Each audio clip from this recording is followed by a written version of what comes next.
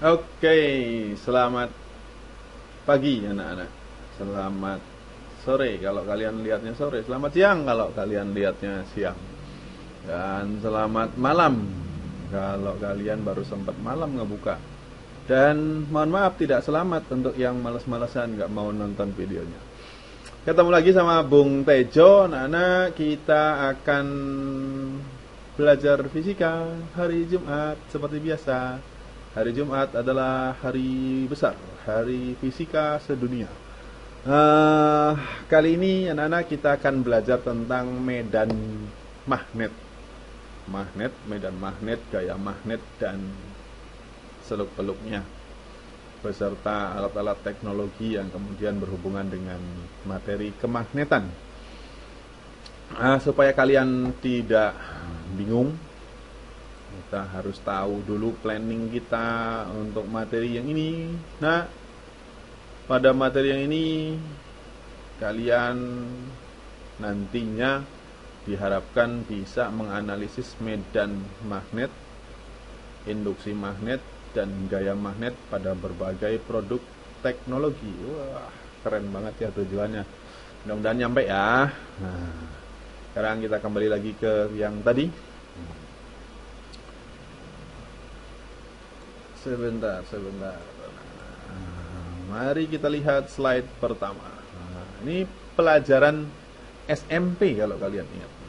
Jadi klasifikasi bahan magnet. Ada diamagnet, ada paramagnet, ada ferromagnet. Diamagnet itu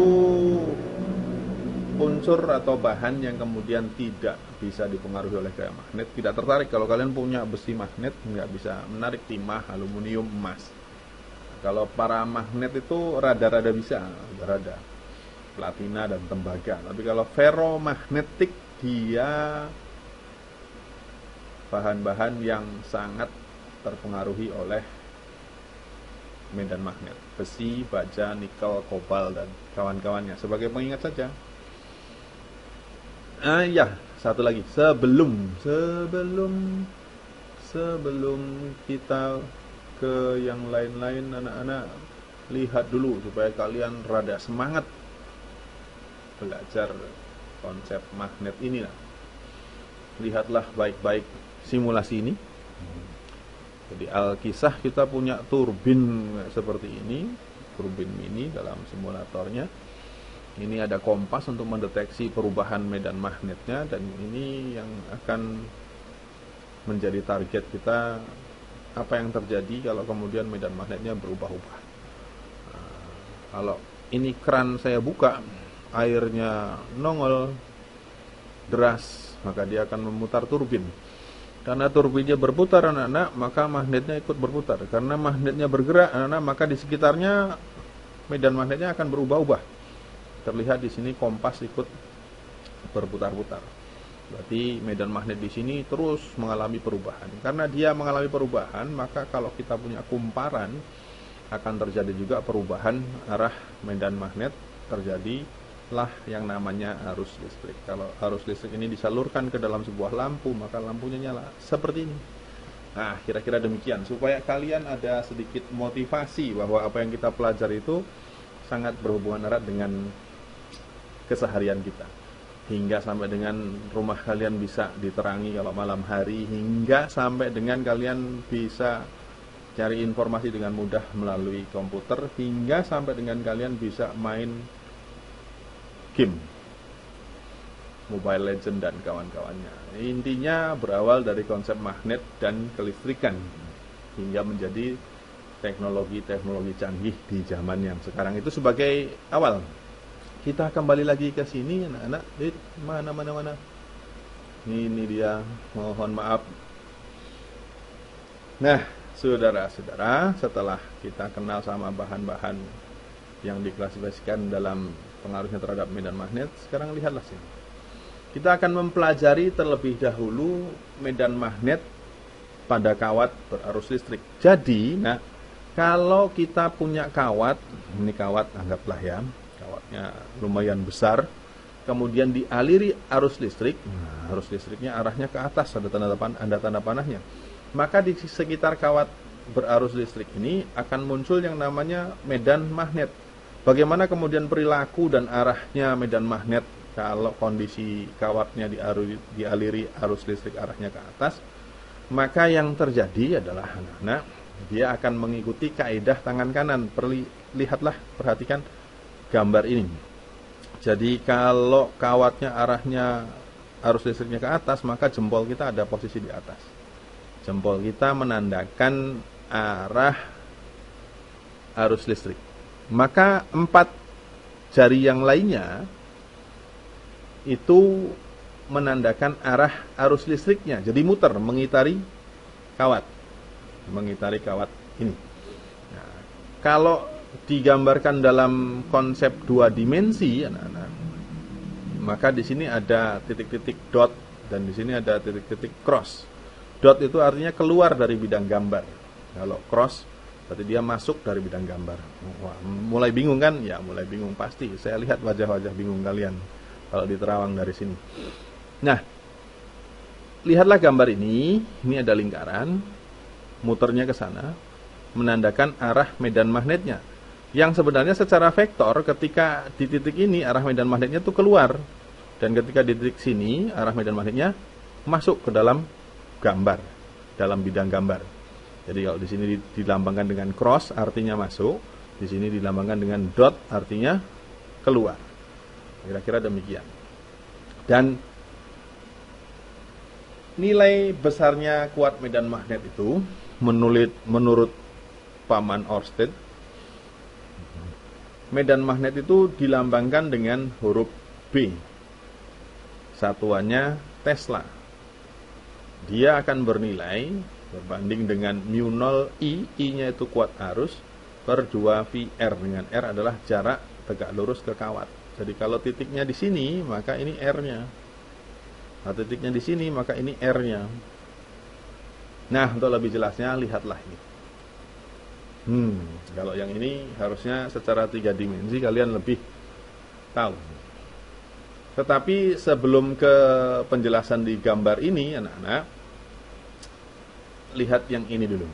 Nah, kalau yang ini simulasinya akan dengan gamblang menjelaskan ke kalian. Lihat baik-baik. Kalau tanpa arus si kawatnya 0, maka nggak ada arus. Maka kompas yang ada di sekeliling kawat akan menunjuk ke arah utara, north. Seperti itu. Tapi kalau dia dikasih arus, wah, positif, naik ke atas.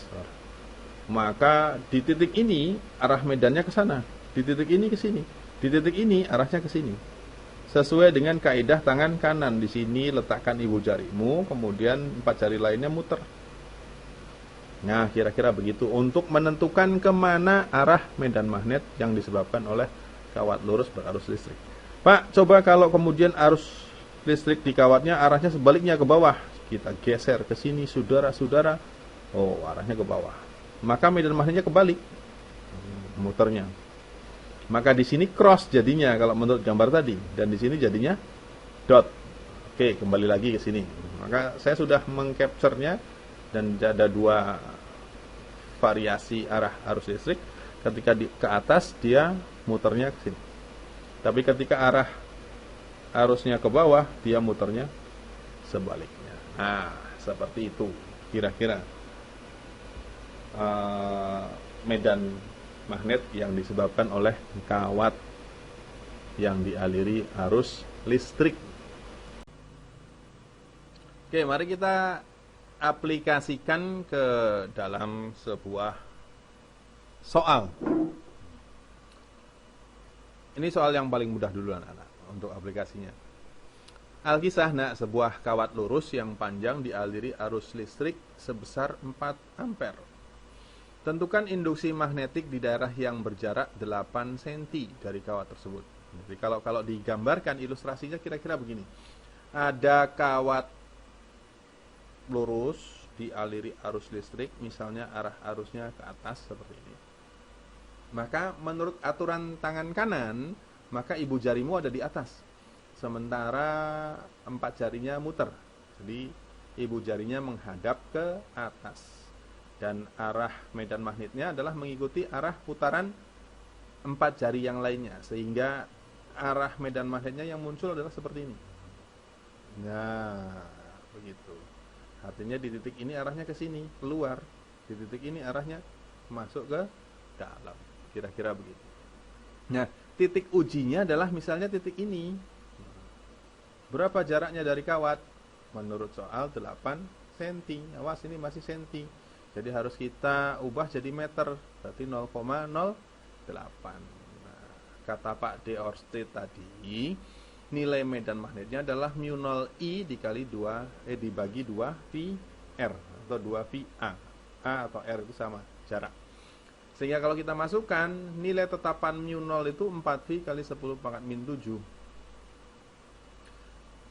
I-nya berapa? 4 ampere. 2V-nya kita masukkan, A-nya 0,08 dalam meter.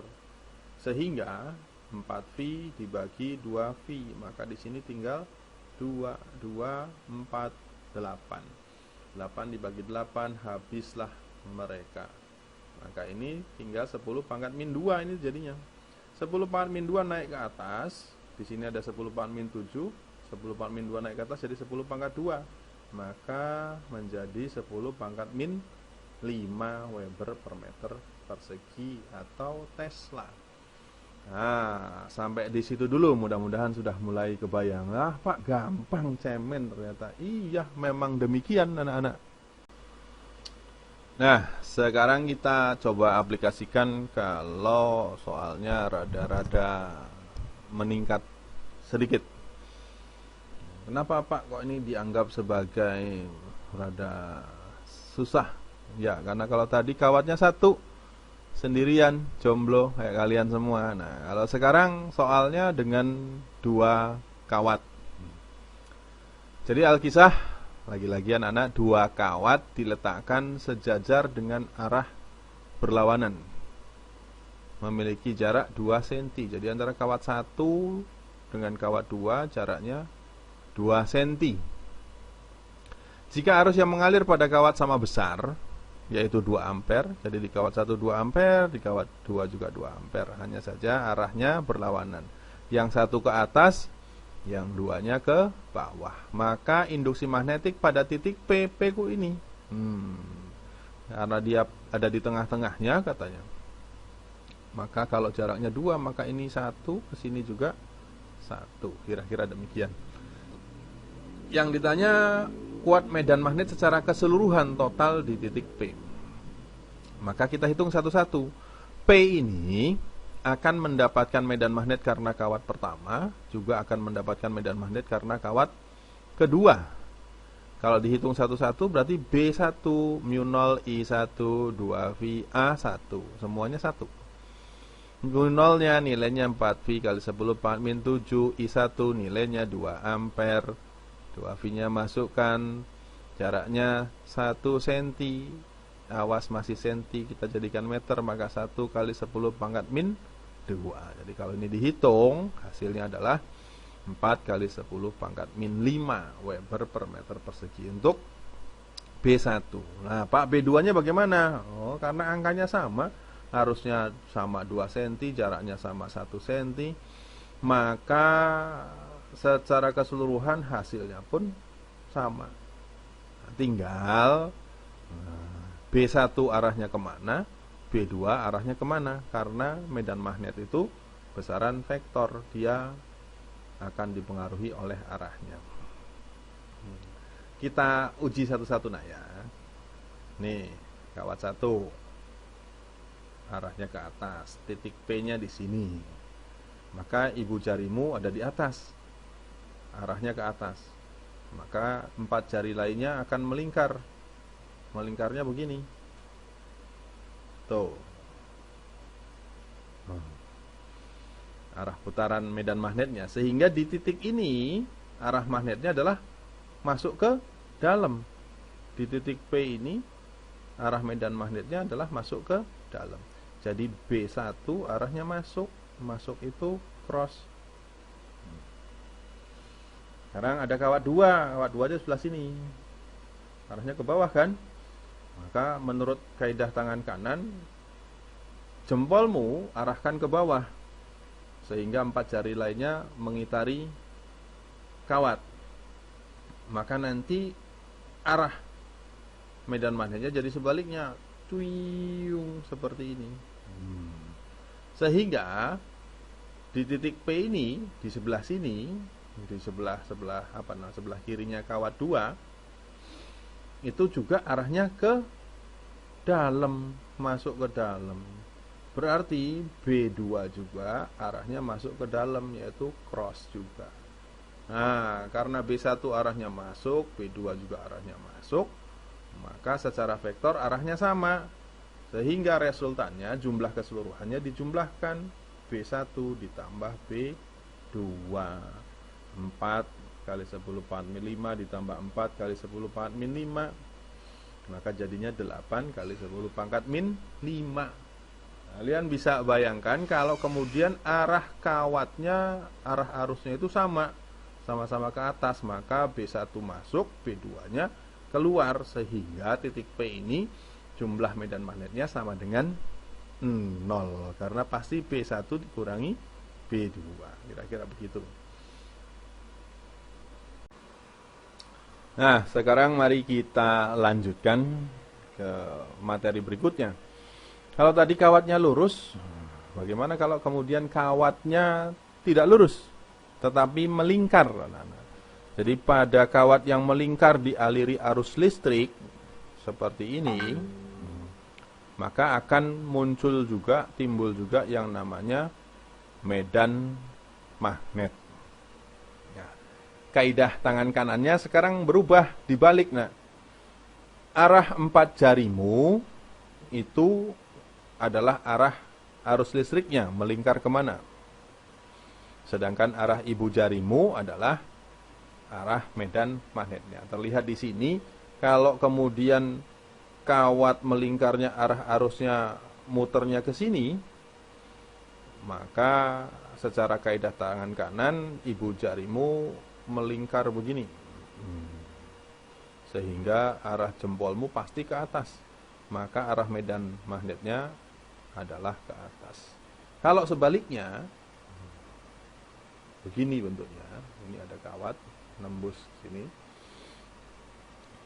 dan ternyata arah arusnya dibalik ke sana, maka posisi tangan ini akan dibalik, karena arah arusnya muternya sebaliknya, sehingga sudah dipastikan arah ibu jarimu akan ada di bawah, maka medan magnetnya menjadi di bawah.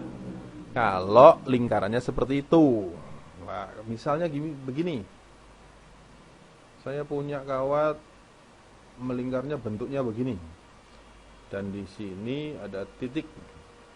Ternyata ini kayak jam dinding ya, kalau jam dinding, kemudian arah arusnya ke sana,